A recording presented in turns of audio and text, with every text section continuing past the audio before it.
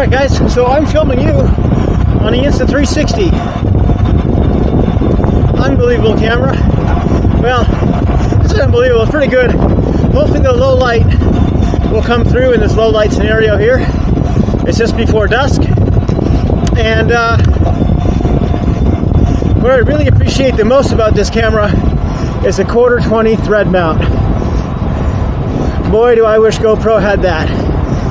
Even though you can buy an adapter for the GoPros, at least on the Hero 9 and the GoPro Max, you can buy a 1/4-20 adapter piece to replace it on the plate, but it doesn't make the cases that come into adaptable. So, a little bit out of breath, sorry. That's kind of the problem. And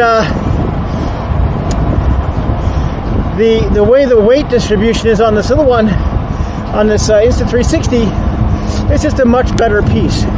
You don't have any issues with the flopping over the camera because my mounts are 1/4-20 mounts.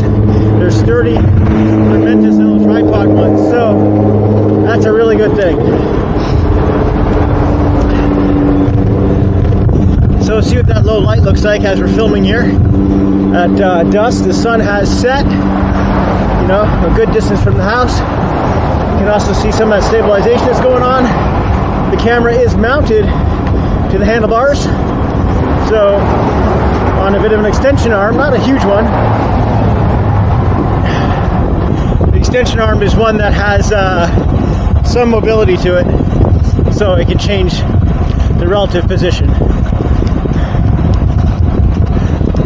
Other things I found with the Insta360, which is really good, is their software.